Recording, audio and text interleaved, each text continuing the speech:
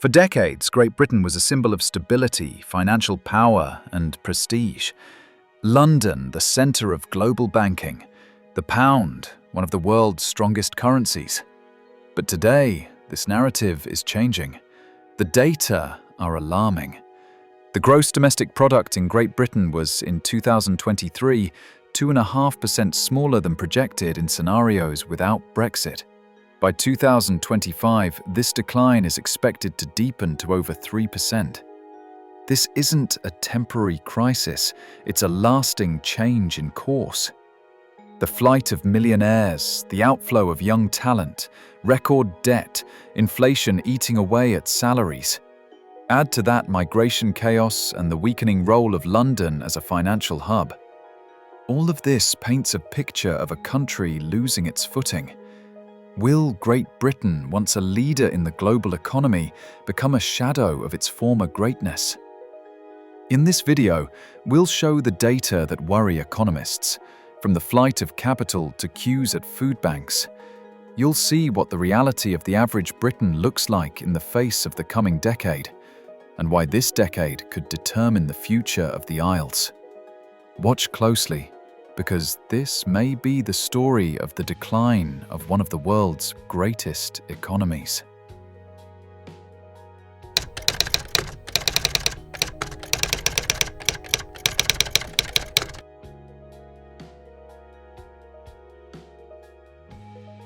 Just a decade ago, London was one of the most important addresses for global capital. Today, it's increasingly listed as a place the wealthiest are fleeing. In 2024, over 16,000 millionaires left Great Britain, more than from any other country in the world. Following them were money, investments, and often entire companies. The reasons are clear. After Brexit, Great Britain lost some of its prestige and predictability. High taxes, especially those on income and wealth, deter capital. Add to that declining economic stability, inflation, and the sense that London is no longer a safe haven for wealth. The wealthiest are moving to the United Arab Emirates, Switzerland, Australia, or the United States. With them, billions of pounds are leaving. Less money means lower revenues from capital taxes and fewer investments in real estate, luxury goods, or startups. It's not just the elites who lose out, but also the real economy, from the service sector to the job market.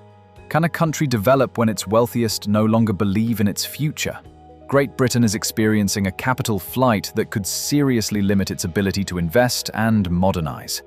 And while the wealth of a few doesn't determine a country's fate, their mass exodus is a signal that something has gone wrong.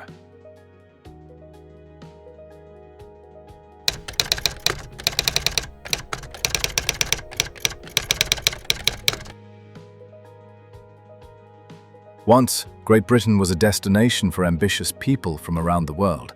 Today, more and more of them are packing their bags and leaving.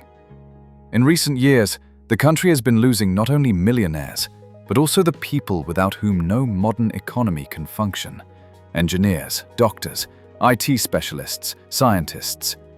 After Brexit, new visa restrictions deterred many specialists from the European Union. In 2023, emigration among highly skilled workers significantly increased. Poles, Germans, French. Many decided to return to their countries, where life is cheaper and prospects are just as good, if not better. The healthcare sector is hit hardest. Hospitals report a shortage of up to 15,000 doctors.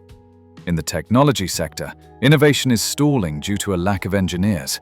Smaller companies cannot compete for talent with foreign giants, especially now when Great Britain's reputation as a hub of innovation is fading. The departure of talent means lower productivity, slower development, weaker competitiveness, and this leads to one thing: lower earnings and economic stagnation. How can a country develop if its best people no longer see their future there? People are the most valuable resource of any economy, and Great Britain is losing this resource at an alarming rate.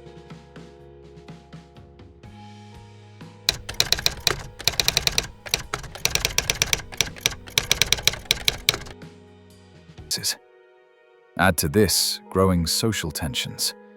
In 2024, Numerous protests against migration policy took place in Southport and other cities. Right-wing parties are gaining support, and the debate over migration is becoming increasingly heated.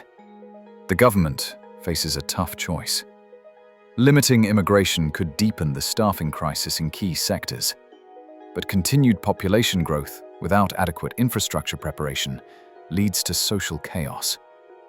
Will migration save the British economy, or will it ultimately overwhelm it? This isn't just a matter of numbers. It's a question of how the state manages change. And for now, Great Britain seems to be losing control.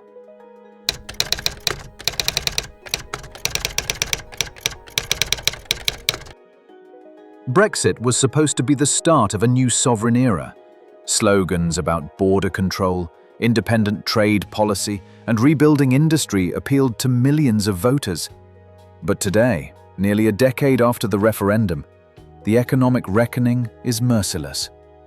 According to estimates from the Centre for European Reform, in 2023, Great Britain's gross domestic product was 5.5% lower than if the country had remained in the European Union. That's over £30 billion in losses annually, money that could have gone to schools, hospitals, or infrastructure. Trade with the European Union, the largest economic partner, decreased by 15%. British companies face new customs barriers, delays, and bureaucracy. Food imports have become more expensive, contributing to inflation and rising store prices. London, once the undisputed financial centre of Europe, is losing significance. More and more institutions are moving operations to Amsterdam, Frankfurt, or Dublin. Business investments are today 13% lower than in a scenario without Brexit. Brexit was supposed to be profitable. Today, more and more Britons ask, for whom? Can an economy grow when its largest market is cut off? Or was the vision of independence too costly a dream? Political sovereignty is one thing, but without economic strength behind it, it may lead only to weakening.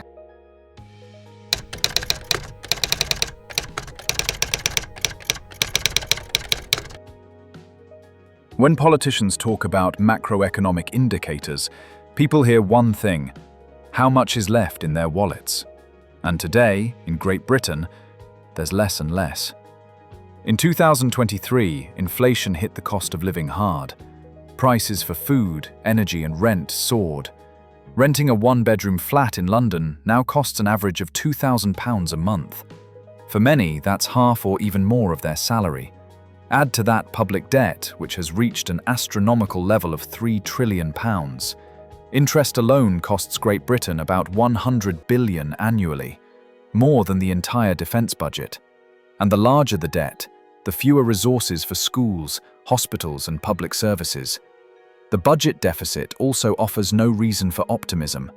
In 2022, it reached 8% of gross domestic product, one of the highest rates among developed nations. Frustration is growing on social media. Britons complain about rising taxes, local, fuel, income, and the lack of real wage increases since the financial crisis. Many feel they work more and live more modestly.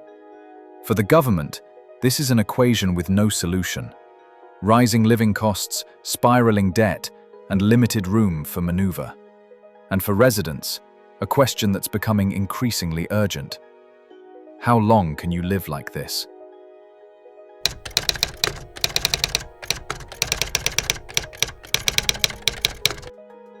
Great Britain is entering a decisive decade. The flight of capital, the departure of talent, tensions around immigration, the painful consequences of Brexit, and rising living costs, all these overlap, creating a mix of challenges that could transform the country beyond recognition. The gross domestic product per capita could fall by another 3% by 2030. For the average citizen, this means less money, more uncertainty, and worse access to public services. And with growing inequality, the risk of social unrest and political chaos rises. Can Great Britain still rise again? Yes, if it leverages its potential, rebuilds trade relations, invests in technology, and restores investor confidence. But the clock is ticking and time is running out. This isn't a catastrophic scenario, it's a warning. Britons have a choice: tighten their belts and carry out reforms, or accept the role of an economically second-rate state. Will the country that once led the world find a new path to prosperity? Or will it become a symbol of lost opportunities? Subscribe to the channel and write in the comments, what future do you see for Great Britain?